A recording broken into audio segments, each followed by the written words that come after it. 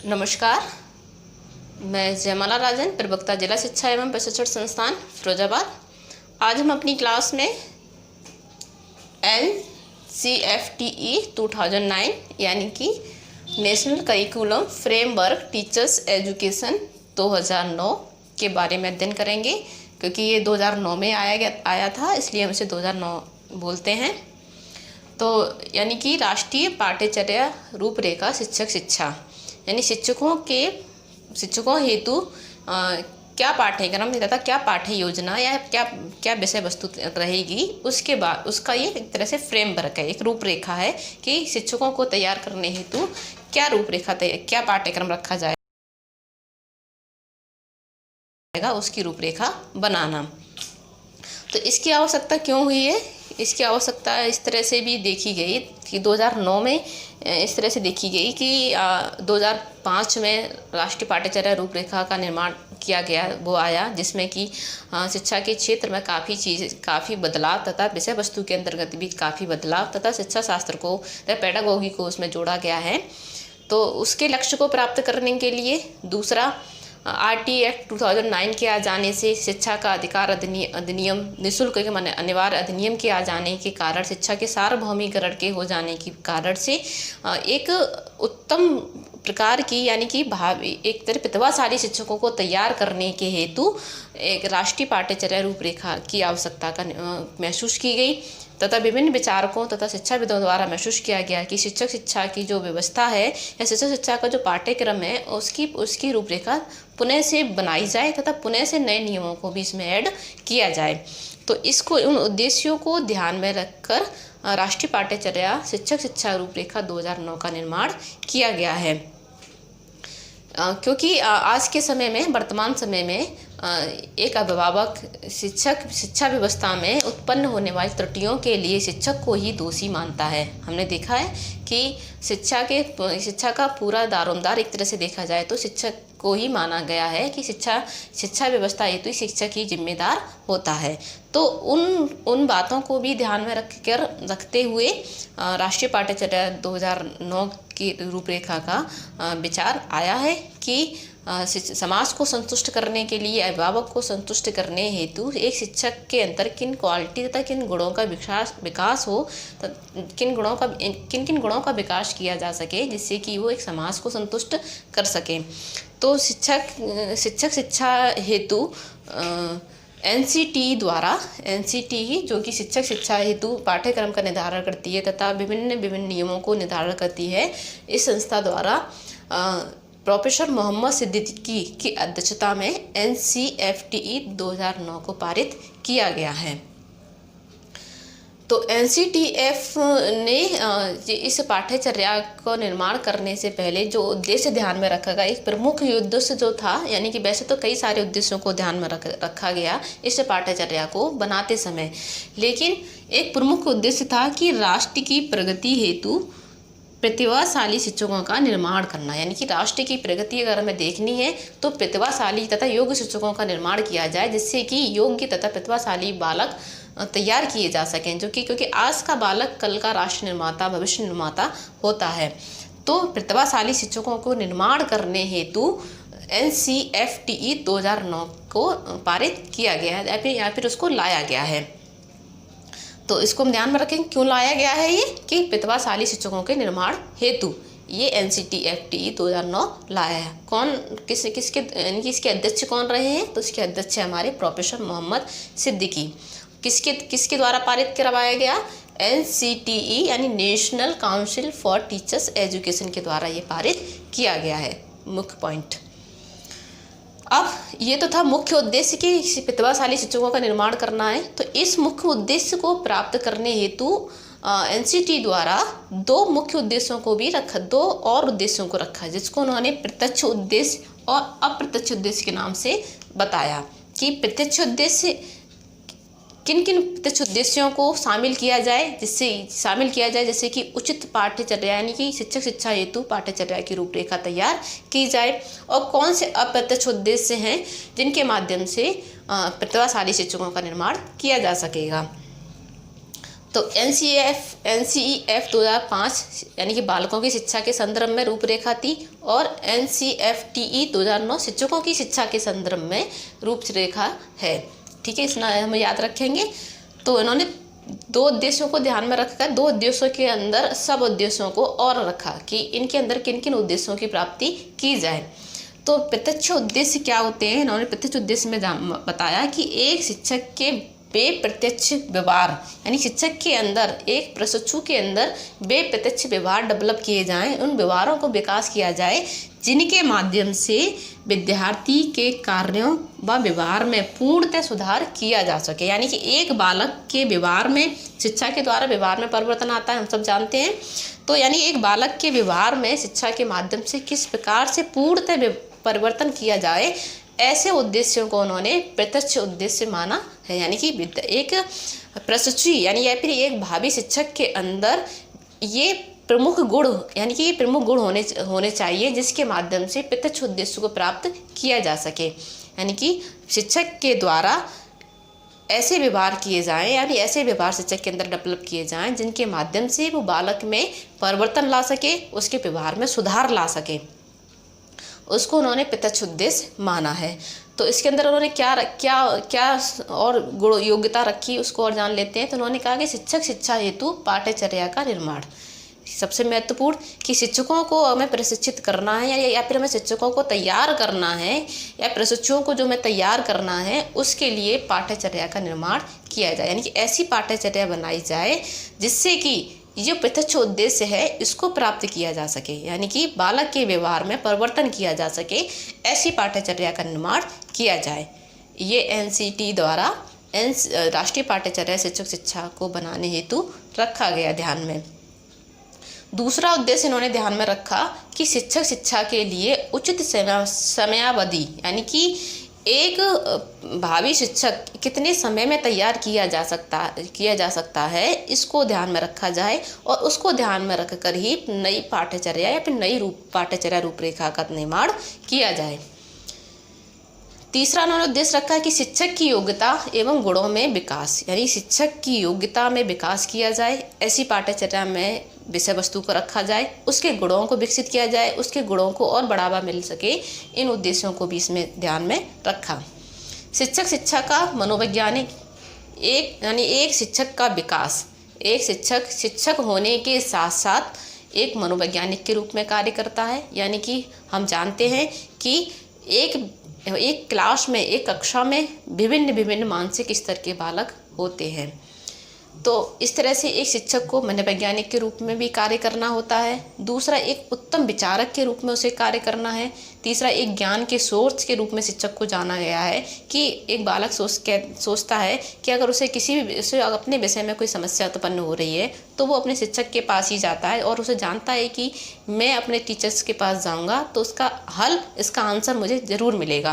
तो यानी एक तरह शिक्षक को ज्ञान के स्रोत के रूप में भी देखा गया है, उसके रूप में उसका विकास किया जाए, और एक सामाजिक कार्यकर्ता के रूप में भी शिक्षक का विकास किया जाए। यानी कि शिक्षक को मनोवैज्ञानिक रूप से तैयार करना है, विचारक के रूप में भी तैयार करना है, एक अच्छे ज्ञान स्रोत के रूप में भी तैयार किया जाए, और सामाजिक कार्यकर्ता के रूप में भी शिक्षक को तैयार किया जाए।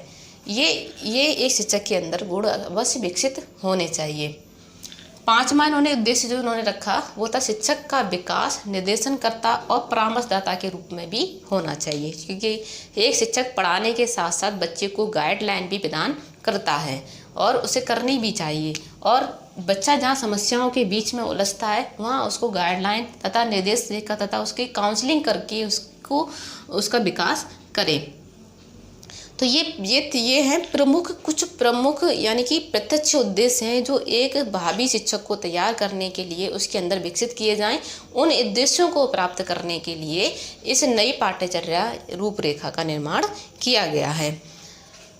दूसरा उन्होंने ध्यान में दिया कि अप्रत्यक्ष उद्देश्य, यानी एक शिक्षक के अंदर अप्रत्यक्ष उद्देश्य कौन से होने चाहिए, यानी कि एक शिक्षक के अंदर वो गुण भी होने चाहिए जो कि छात्रों में जो छुपी हुई प्रतिभा है, यानी कि जो क्रिएटिविटी है, जो सृजनात्मकता है, उसको निखार सके। हम सब जानते हैं कि हर बालक होशियार यानी कि हर बालक को प्रतिभाशाली बालक हम किसे कहेंगे? क्या वो विषय में ज्ञाता है या उसे अपने विषय की अच्छी पकड़, उसे हम प्रतिभाशाली बालक कहेंगे? नहीं, आज की परिभाषा बदल गई है। अगर बालक में क्रिएटिविटी है, सृजनात्मकता है, किसी विशेष उद्देश्य को या किसी विशेष लक्ष्य को प्राप्त करने की इसके अंदर गुण डेवलप है, उसे भी हम प्रतिभाशाली बालक की श्रेणी में लाते हैं। तो बच्चे में अगर विषय के प्रति रुचि कम दिखाई देती है तो बच्चे के अंदर जो क्रिएटिविटी है यानी कि जो उसमें उसके अंदर जो कलाकार छुपा हुआ है, उस छुपी हुई प्रतिभा को भी बाहर निकालना। जैसे कि एक अच्छे राजनेता के रूप में भी बालक को तैयार किया जा सकता है, एक अच्छे खिलाड़ी के रूप में, एक अच्छे म्यूजिक संगीतज्ञ के रूप में भी बालक को तैयार किया जा सकता है। यानी कि बच्चे के अंदर जो छुपी हुई प्रतिभाएं हैं उनको कैसे निखारा जाए, कैसे लाया जाए, वो उद्देश्य में रखा है और उसके बारे में बताया गया। तो यहाँ हमने देखा कि शिक्षक का दायित्व कितना बड़ा हो गया है। इस राष्ट्रीय पाठ्यचर्या की रूपरेखा 2009 में शिक्षक का जो कार्य है, जो दायित्व है, कितना ब्रॉड रूप में देखा गया है। तो इस ब्रॉड रूप के कार्य को प्राप्त करने के लिए राष्ट्रीय पाठ्यचर्या रूपरेखा शिक्षक शिक्षा 2009 में प्राप्त करने हेतु विभिन्न अध्यायों में उनका वर्णन किया गया है। तो राष्ट्रीय पाठ्यचर्या रूपरेखा शिक्षक शिक्षा का स्वरूप यानी कि किस तरह से है, इसमें 6 अध्याय दिए गए हैं। 6 अध्यायों के माध्यम से शिक्षक शिक्षा की पाठ्यचर्या की रूपरेखा का निर्माण किया गया है।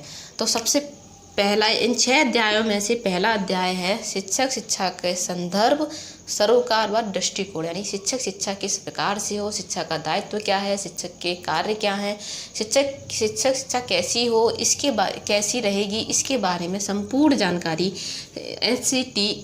NCFTE के अंतर्गत पहले अध्याय में दी गई है। दूसरे अध्याय में शिक्षक शिक्षा के प्रारंभिक पाठ्यक्रम के बारे में जानकारी दी गई है कि शिक्षक शिक्षा का प्रारंभिक पाठ्यक्रम किस प्रकार से होगा, शिक्षा का आधार क्या होगा, शिक्षा की थ्योरी क्या होगी, इस तरह से। तो इन्होंने इसमें 3 भागों में डिवाइड किया है। सबसे पहला दिया है फाउंडेशन ऑफ एजुकेशन, ये शिक्षा का आधार क्या होगा, शिक्षा का आधार क्या है, यानी कि शिक्षा किस तरह से दी जाएगी, उसके बारे में दिया गया है। दूसरा है पेडालॉजिकल थ्योरी, यानी कि शिक्षक शिक्षा का विज्ञान।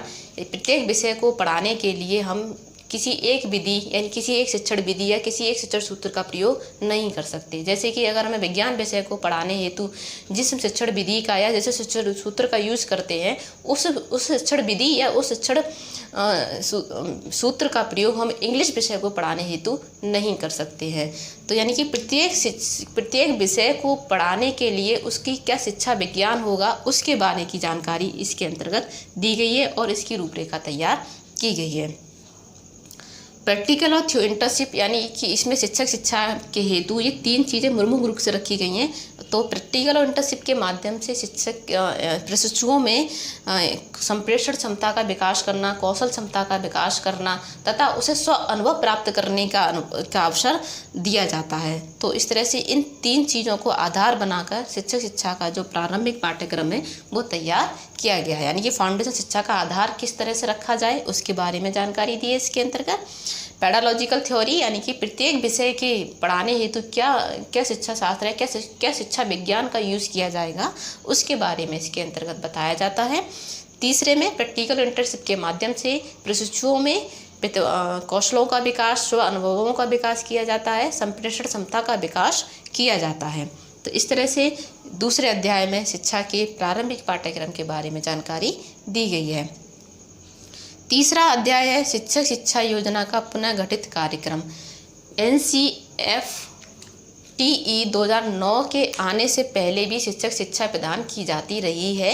ये नहीं है कि NCTF 2009 में आया तब शिक्षक शिक्षा की पाठ्यचर्या का रूपरेखा गठित की गई थी। उससे पहले भी शिक्षक शिक्षा हेतु NCTE द्वारा चलाई जा रही है। तो इसमें शिक्षक शिक्षा जो पहले से चल रही थी उसका पुनर्गठन किया गया, यानी कि BTC के स्थान पर DLED आया, यानी कि DLED के नाम से जाना गया है।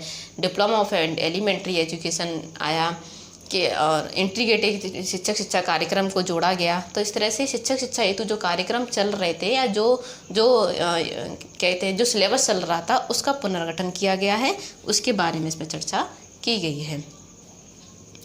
विकासशील शिक्षक का मूल्य, यानी कि मूल्यांकन यानी कि इस प्रशिक्षुओं में मूल्यांकन के द्वारा कौशल की क्षमता का विकास करना, यानी कि मूल्यांकन के माध्यम की प्रशिक्षु मूल्यांकन किस प्रकार से करेंगे, मूल्यांकन के द्वारा उनमें क्या डेवलपमेंट किया जा सकेगा, इसकी योग्यता का विकास इस चौथे अध्याय में देखा गया है।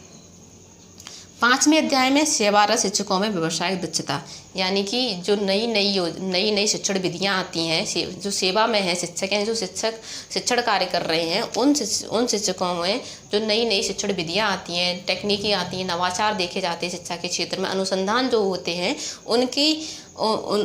उनमें उनको विशेष योग्यता हासिल कराना तथा समय समय पर उनको प्रशिक्षण कार्यक्रमों का आयोजन करना इस 5वें अध्याय के अंतर्गत दिया गया है। शिक्षक प्रशिक्षक शिक्षा की तैयारी, यानी कि जो शिक्षक तैयार करने हैं उन शिक्षकों को प्रशिक्षण प्रदान करने के लिए जो शिक्षक रखे जाएंगे उनकी योग्यता का निर्धारण इसके अंतर्गत किया गया है। जैसे कि हमारे डाइट यानी कि जिला शिक्षा एवं प्रशिक्षण संस्थान पर शिक्षकों को प्रशिक्षण प्रदान करने हेतु या प्रशिक्षुओं को शिक्षण प्रदान करने हेतु जो शिक्षक की योग्यता है वो स्नातकोत्तर के साथ साथ बीएड की उपाधि को रखा गया है। और जो शिक्षण संस्थान है यानी कि जो स्वप्रोत्साहित विश्वविद्यालय हैं कि जो शिक्षण संस्थान है वहाँ पर शिक्षक शिक्षा प्रदान करने हेतु एमएड के साथ स्नातकोत्तर की उपाधि को वैलिड माना गया है। यानी कि जो शिक्षकों के प्रशिक्षण हेतु जो प्रशिक्षक तैयार किए जाएंगे उनकी जो शैक्षिक योग्यता है वो क्या रहेगी उसके बारे में इसके अंतर्गत दिया गया है। तो ये थी राष्ट्रीय पाठ्यचर्या शिक्षक शिक्षा की रूपरेखा, जिसके अंतर्गत शिक्षकों से संबंधित पाठ्यक्रम के बारे में दिया गया है। ठीक है, तो यहाँ हमने आज जाना कि शिक्षकों की शिक्षा हेतु जो पाठ्यचर्या जो तैयार की गई है उसके अंतर्गत किन किन गुणों को विकसित करने हेतु जोर दिया गया है तथा वर्तमान की जो आवश्यकता है उसको प्राप्त कर रहे हैं, यानी 21वीं सदी की मांग को देखते हुए शिक्षकों को किस प्रकार से तैयार किया जाए जिससे कि प्रतिभाशाली शिक्षक तैयार हो सके और प्रतिभाशाली बालक तथा शिक्षक के क्षेत्र में विशेष बढ़ोतरी को देखा जा सके। तो आज की क्लास में इतना ही, जहां हमने राष्ट्रीय पाठ्यचर्या शिक्षक शिक्षा रूपरेखा के बारे में जान लिया है। आज की क्लास में इतना ही। कल हम अगली क्लास में अगले टॉपिक के साथ फिर से उपस्थित रहेंगे। तो आज इसके क्षेत्र में जो भी कोई क्वेरी हो तो आप कमेंट के माध्यम से पूछ सकते हैं। और शिक्षा के जो शिक्षक शिक्षा हेतु जो मुख्य जो बिंदु हैं जिससे हमें समझ में आ जाए कि क्या है ये, वो मैंने आज आपको बता दिया है। आज की क्लास में इतना ही। धन्यवाद।